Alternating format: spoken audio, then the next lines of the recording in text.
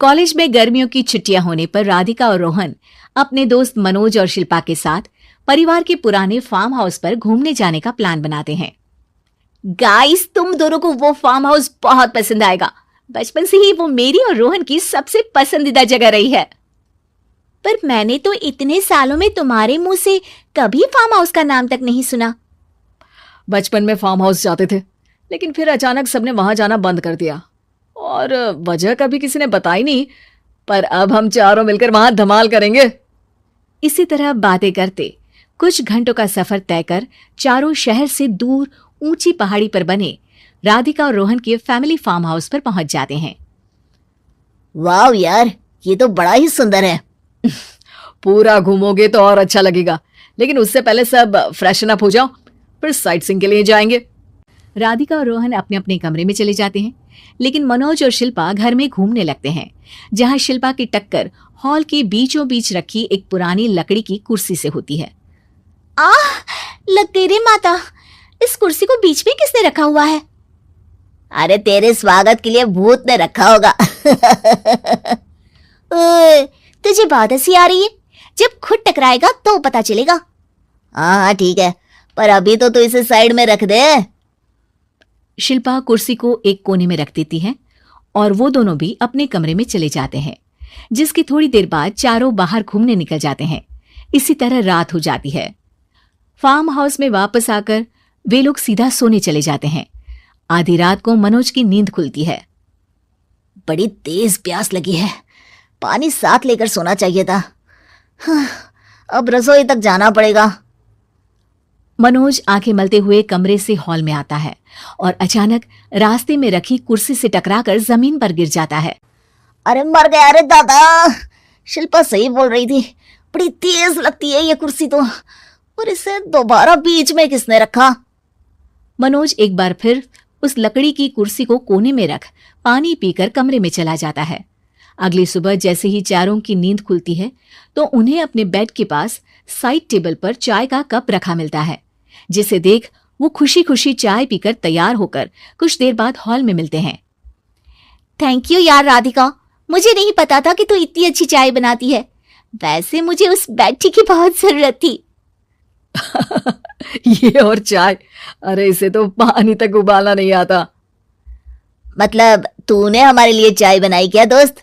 अरे चल पागल है क्या, इतना भी प्यार नहीं है मुझे कि तुम्हारे लिए बेड टी बनाऊं। चाय पर यह चर्चा करते हुए मनोज जैसे ही पीछे मुड़ता है तो एक बार फिर लकड़ी की पुरानी कुर्सी से टकराकर उस पर गिर जाता है। हाय रब्बा, अरे चाय छोड़ो, पहले ये बताओ कि इसे बार बार बीच में कौन रखता है? कल रात ही मैंने इसे साइड किया था। तुम पहले ये बताओ कि चाय किसने बनाई थी? सबकी बातों को कुछ देर ध्यान से सुनने के बाद राधिका हैरानी से कुर्सी की तरफ देखने लगती है। भूत दीदी। राधिका की बात सुन आपस में झगड़ रहे सारे दोस्त शांत हो जाते हैं। क्या बोला अभी तूने? अरे पर अब वो यहाँ कैसे हो सकती हैं? क्यों नहीं हो सकती?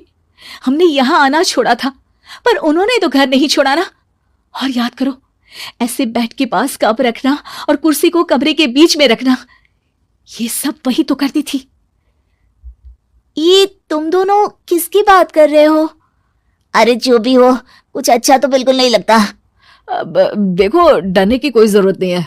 वो सालों से इस घर में रहने वाली भूत दीदी है।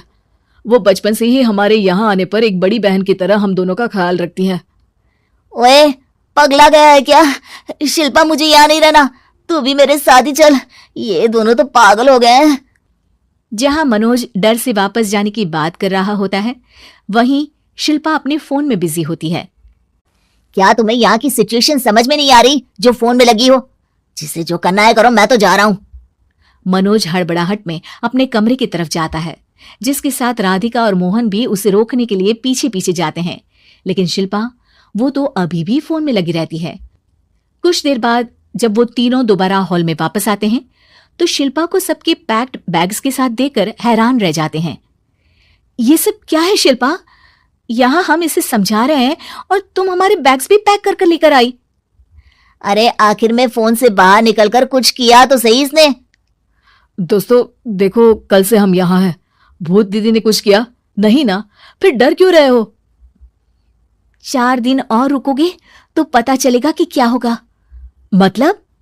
इस पर शिल्पा उन तीनों को फार्म हाउस से बाहर लाकर फोन में पुरानी न्यूज का आर्टिकल दिखाती है। सालों पहले यहां रह रही औरत ने अपने दोनों बच्चों को सुबह सुबह दूध में जहर पिलाकर मार दिया और फिर हॉल में उस कुर्सी पर खड़े होकर खुद भी फांसी लगा ली थी। तुम्हारी बातों से मुझे इस केस की याद आ गई। गूगल किया तो पता चला कि ये वही फार्म हाउस है। अभी भी यहां रहना चाहते हो, जिससे कुछ दिनों में वो सबको थोड़ा थोड़ा जहर देकर मार दे। अरे पर ये दोनों तो बचपन से यहाँ आ रहे हैं, फिर इन्हें अभी तक कुछ क्यों नहीं हुआ? वो तो पापा बताते हैं कि हम आते थे। हाँ, और मुझे भी एक बार का ही याद है। वाह, और कहानियां तो ऐसे सुना रहे थे जैसे सदियों से यहीं रहते हो। तीनों ये बात कर ही रहे होते हैं कि अचानक फार्म हाउस में से एक आवाज सुनाई देती है। मैं यहाँ किसी को जिंदा नहीं रहने दूंगी, किसी को नहीं। बस ये सुनने की देर ही होती है कि चारों डर से कांपते हुए तुरंत कार में बैठकर वहां से भाग जाते हैं।